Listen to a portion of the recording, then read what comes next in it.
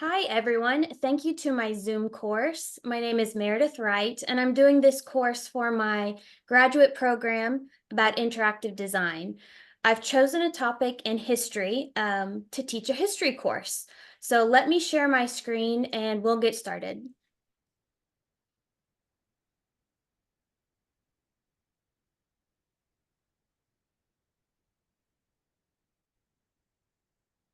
Okay. Our topic today is British and American viewpoints in pre-revolutionary America. The class is basically your history class, the first survey of US history. What I want to ask you guys is to introduce yourselves and just give me your name, tell your classmates your name. And when you think of the British Empire, what word or phrase pops up? Can I start with Brian? Hey, my name is Brian, and the thing that I think about whenever the British is the term the British are coming. Very good. Definitely relates to our topic. Mhm. Maybe in next week's lesson, but very good. Who wants to go next? I can go next. My name's Jordan McCain. First thing I think of is really like a monarch or Absolutely. monarchy. Yes, which is definitely on topic. A big reason for our revolution and big difference between what they've got going on still in Great Britain and what we have going on in the US.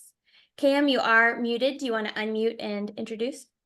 Yes, my name's Cameron, and I think of Rule Britannia. Britannia rules the waves. All right, excellent. I think I may have heard that phrase before, and it may come up in this lesson as well. Thank you guys so much for participating in this icebreaker. I'm going to go back, share my screen, unless you want to know what I think of. Okay, British Empire, long-standing, lots of history. I think of a rise and a fall, just like the Romans. So there's a lot there, and we might cover a little bit in today's lesson.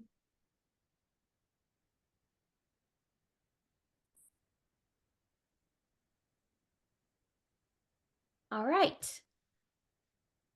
Today, as far as the time frame we're going to look at in this lesson is colonial America, and more specifically during kind of the time frame of a conflict called the 7 Years' War. This has actually a wide range where there was a lot of warring in Europe, but it also occurred in North America. So what we're concerned about is the conflict between France and Great Britain over territory in North America. So controlling territory. Interestingly, George Washington was part of this. He was a young lieutenant colonel sent by the Virginian governor, who was a British deputy, serving in Virginia, to talk to the French and say, we know we have a treaty, we know we have a border, but we really want you to not care about that and let us expand westward. The area they were interested in was the Ohio River Valley near what's modern day Pittsburgh. So just off the top of your heads, why do you think even in the mid 1700s, moving westward was important for these British colonists? Expansion towards gold. Gold, They just want more land to farm to make more money. money, yeah, more land. I would say it was an agrarian society, so money did equate farms. That's how they could expand. All right, let me go ahead and share my screen. See what we've got next.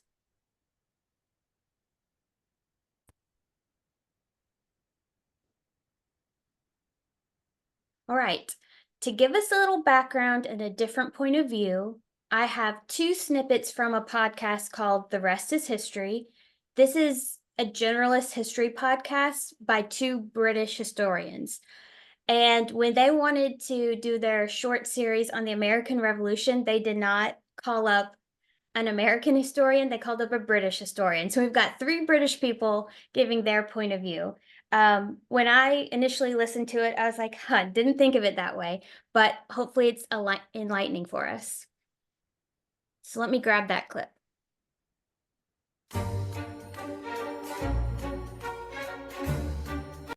Prosperous, very confident, very populous.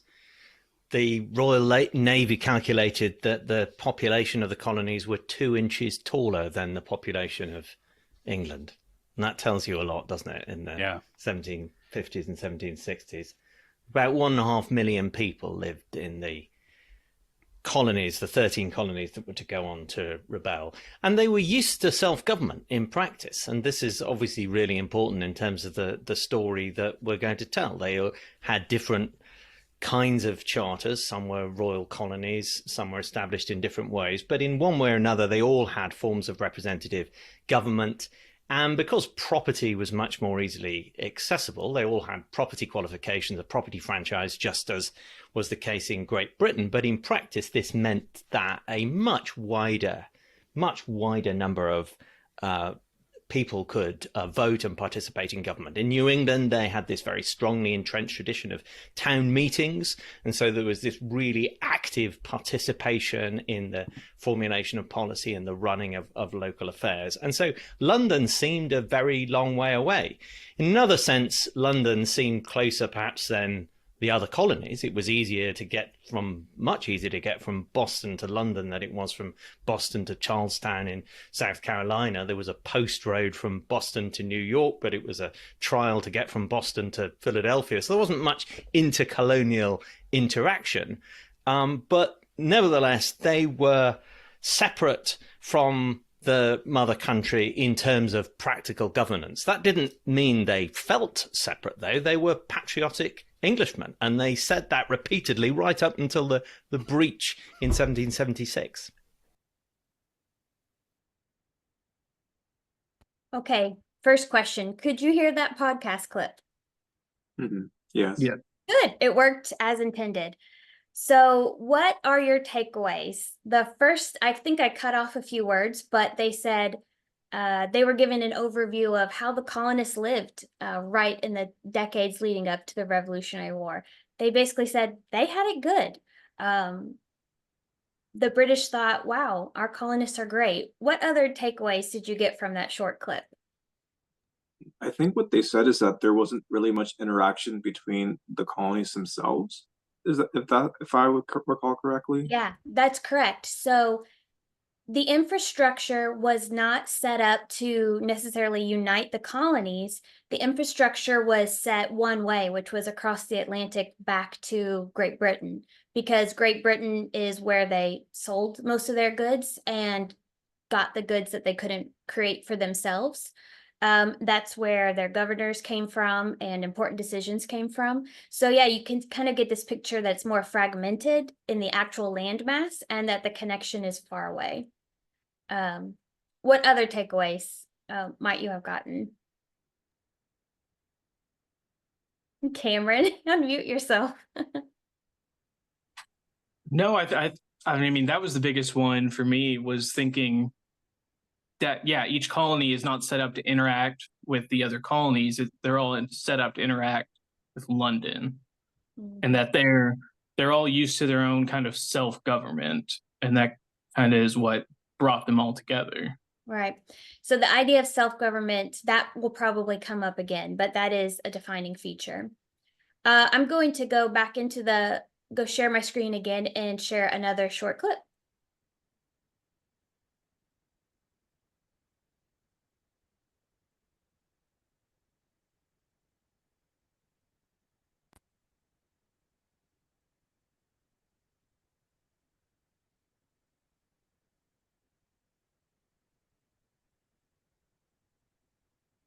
I'm just looking at the figures. So I Britain's think it debt, is, Tom, you're right. Yes. Britain's debt at that Yeah. point, 1763, is 137 million pounds, and so that's the war debt, and the interest alone on that debt is 5 million pounds a year. And before the war, Britain's annual peacetime budget had been 8 million pounds a year. So presumably that issue of, the colonists are going to keep pushing, and we need troops either to stop them from doing so or to deal with the inevitable ructions among the Native Americans when they do it. That must be absolute for British governments in a very small state world. Yeah. That's intolerable, It's massive. presumably, the idea of spending all that money just throwing money away. It's a complete crisis. I mean, the 7 Years' War is the British victory in the 7 Years' War is a glorious and incredible victory, and it's much celebrated across England, and of course, it's a war fought all around the world, not just in North America. But it brings with it the problems of peace are immense, and the financial burdens are where it really hits.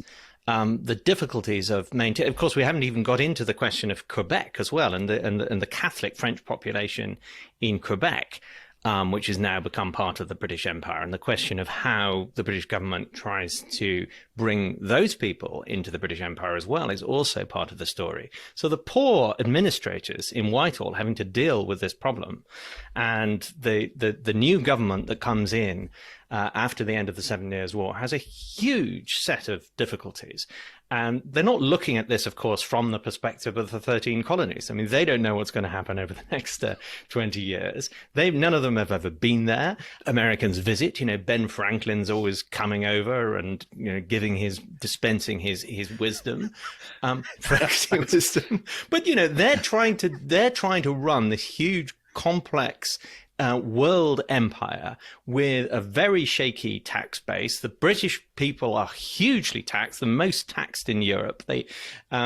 There's all kinds of strains in trying to run this empire, and the last thing they need are continual trouble from their white colonists in the 13 colonies, who they think, well, they've got everything they want anyway. They're very undertaxed. They've got lots of cheap land. What do they need more in the Ohio River Valley for?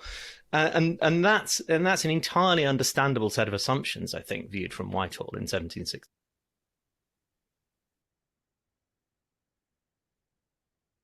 All right. I hope that podcast clip was also successful. It kind of wrapped up the point of view that they're talking about as far as the British. One big takeaway I got from it was the economic strain that Great Britain was under. What kind of what takeaways did you guys get from that clip? Or how could you summarize it in your own words? Well, I think it made the government in London kind of view something like the 7 Years' War as a Pyrrhic victory. Is we may win, but it's going to cause so much debt, and we're going to spend so much money. It's going to put us further in the hole to really get out of. Right. So the government is in a tight spot. When it comes to money, when it comes to this time period where it's really based on a lot of physical things that you can actually grab land and put your hands on, such as raw materials that are produced in the colonies, what is going to be their go-to? It's when it comes to fixing your debt problems in a country like that. Mhm. It's going to be taxes. And they just scan, look over, well, we just fought this war that benefited these Americans. They live really great. They aren't taxed like us. We're going to tax them. So we've kind of set the stage and hopefully given a different point of view for how the British viewed what was going on at this time, just maybe a decade, 15 years before the Declaration of Independence. So let me share my screen again and go back to the PowerPoint.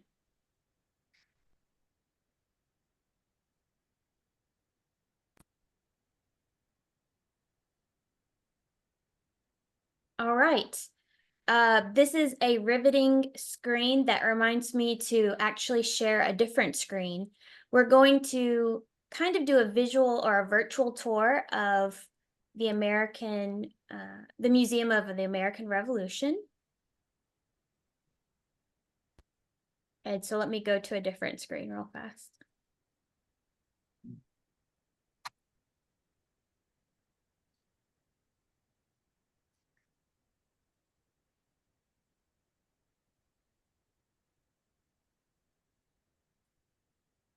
All right, So this is setting the stage, like we've been doing with the different viewpoints. I'm going to click on this. This is really a nice resource. If you were there in person, that's what you would see. But since we're not there in person, it kind of brings up the information for us to read. There's no need to read it word for word, but the British Americans, as one way we can call the colonists in 1763, had pride to be British. This section is called Rule Britannia, which is what Cam was bringing up earlier. They thought this is a new powerful empire.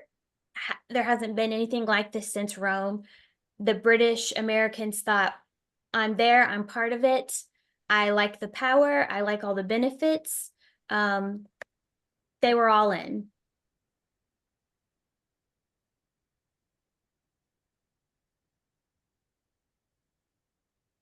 This is a great resource as well to show kind of an overview of the map showing lands controlled by Great Britain. It really expanded with the treaty that ended the 7 Years' War. It also brought about what was mentioned by the podcast clip and by Cam, the problems of peace, the Pyrrhic victory. So they won lands, they had victories, but there's a cost to that, a cost to the management. There's as much territory as what was in Canada before, controlled by the French, to even Florida that had been controlled by the Spanish. So a really big span, especially when we think about what we just were also mentioning. The colonies themselves weren't really that accessible, and now we've just pretty much doubled that.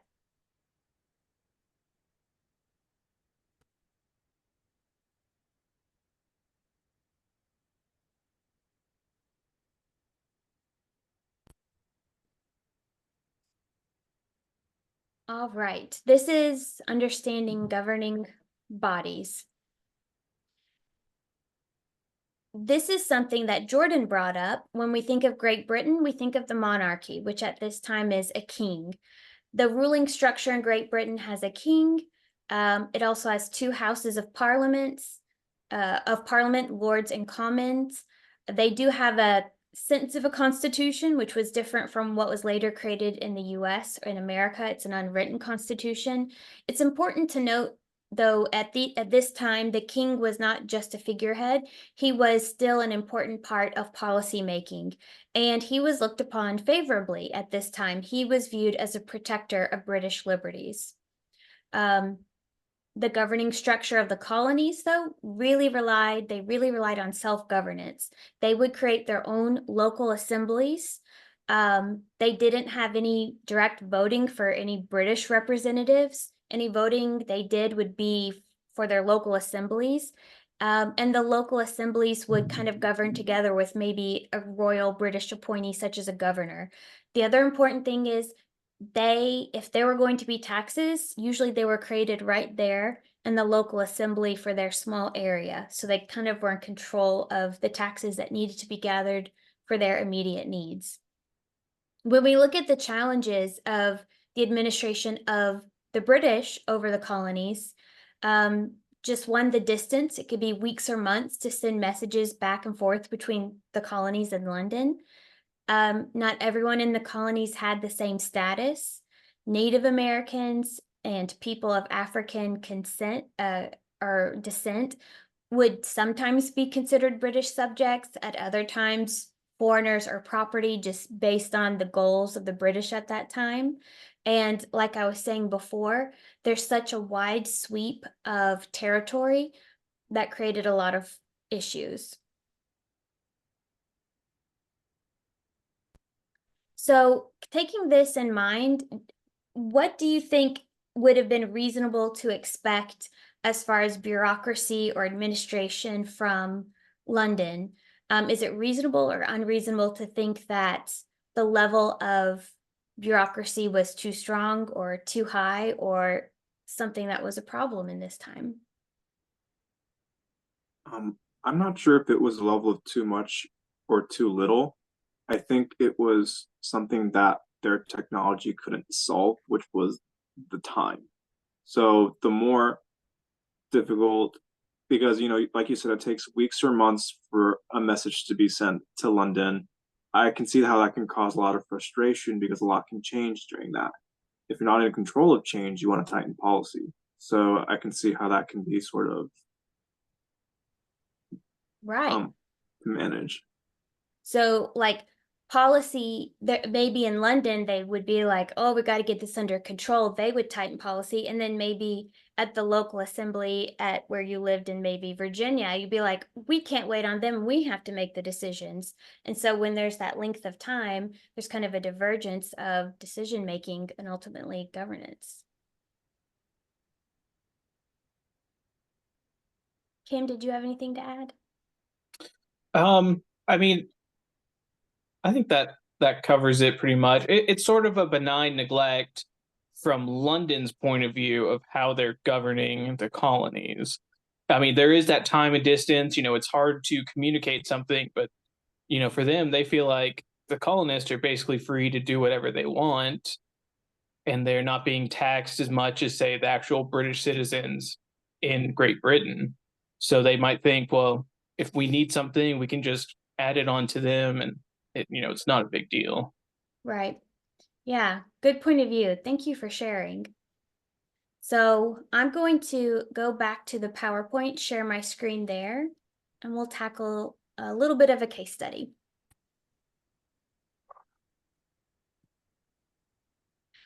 We have a question to ask. Why would former colonial soldiers who fought for the British Army during the 7 Years' War want to then rebel decades or maybe even a decade and a half later? Why would that be? Let's take a look at George Washington. Back to the 7 Years' War. George Washington was there at the beginning. He commanded troops from 1755 to 1758. The British were ultimately successful. They gained a lot of lands, and there were considerable expenses and losses by the British. So it's kind of setting the scene. This is on the screen a photo of young George, or a painting of young George Washington. He is not wearing American colors. This is red British colors. We have different letters from George Washington written in the years where he was serving that kind of open up to us some ideas about what he was thinking and help us understand what would take someone like him who served the British to then take up arms against the British for the American cause. This is taken from his letter, so there's some misspellings, but it's still readable. I'll go ahead and read just this snippet. Of course, the letter is longer. This was written in 1757, just a couple of years into the 7 Years' War. He's still pretty young. He is writing to the governor of Virginia, so someone who's also in America. We can't conceive that being Americans should deprive us of the benefits of British subjects, nor lessen our claim to preferment, and we are very certain that no body of regular troops ever before served 3 bloody campaigns without attracting royal notice. So, in my mind, there might be a little bit of a tone of complaint. We've been serving hard and we don't get any notice. He also uses both the words British and American. What do you think may have been his viewpoint of how he would identify himself, or maybe the people that he was under as well? I think there'd be a bit of confusion. You know, you've just been sent to a new world. So I think there's some sort of like identity shift that's happening in his mind right now. He's like, I've been British my whole life, but now that I'm here, this is a whole new different way of living. We're fighting against a new population of people that we didn't even know existed beforehand. Like, this is a different world. So who am I? So I can see we're still receiving notice from the old world, and you're like, wait, you guys don't understand. We're getting attacked by something that we've never even anticipated before. We're in the new world now. Yeah. It's like, so it's like I'm British and I was prideful of it, but now that I'm not even receiving the attention that I deserve, what is this all for? Right. There's a sense as well that um, when you band together and go through an experience that's like anything else you've seen, which fighting can be, that makes you different and you see the world differently. So now Americans have that taste of fighting, the taste of banding together, and they're forming their own identity there. So there's a different point of view. I don't have a snippet, but we also have letters from George Washington where he's saying, us colonial soldiers, we are underappreciated. The British soldiers get recognized, we don't. That's kind of seeding the ground for changing his mind, this different point of view. Even Mhm. later, he was a lieutenant colonel. They got reorganized. He got demoted to a captain. Okay, demoting a promising young leader is not a good way to ensure his further excitement about the job. And he even later left that position, but still came back as a volunteer and was still underappreciated. So there's a sense that the bureaucracy is taking for granted the workforce of the Americans who are there. And they're not being fostered, they're not being kind of like put back into the big machine that is the British Empire to keep it chugging along. There's widening difference. I would like to ask just a few more questions, maybe a little bit more discussion. From what we've learned, just to give a little overview, for several years, even leading right up to the revolution, there were a lot of British Americans who were proud to be British, right? Rural Britannia, we're part of a big empire. What do you think they would think of if they had a grievance, such as heavy taxation like they'd never seen before? Do you think it's reasonable or unreasonable that they should ask for kind of an audience or to have their grievances be heard? I think in their minds it's reasonable because up to this point, I mean, they've lived their whole lives basically with just local governance, and they know who represents them at the local level and who's kind of setting the rules in their day-to-day life. So when something big like this happens, they're used to actually talking to whoever's governing them. Mhm. So would you say that it would be reasonable for them to think that they had all the rights of a British citizen living in London and they just want to exercise it? Yes, that's Right. exactly what they're thinking. Yeah. So their identity is British. So I guess I wonder, could we conclude that what the British traditions led to was the things that made them protest what the British were doing? Could you restate that for me if that was confusing? I mean, it kind of turned them into the ultimate British citizen. They feel like they're more British than maybe someone who even lives in London. They feel like they're really serving the crown, living the British life. And then when something like this happens, it kind of makes them think maybe we're not being treated the same way. Right. So maybe there's a little give and take. The idea behind the colonies is to provide raw materials to the mother country. So that's how they're serving, and they're doing it to their utmost. They're just asking for it to flow the other way, give us all the British benefits, as far as our grievances being heard, our opportunity to talk about taxes. They're asking for the same. So we kind of know what next week's lesson, guys, tune back in, no, would probably be about, which are the different taxes and how they got repealed and what stuck around. Weigh in, do you think that the American Revolution ended up being fueled mainly by economic reasons?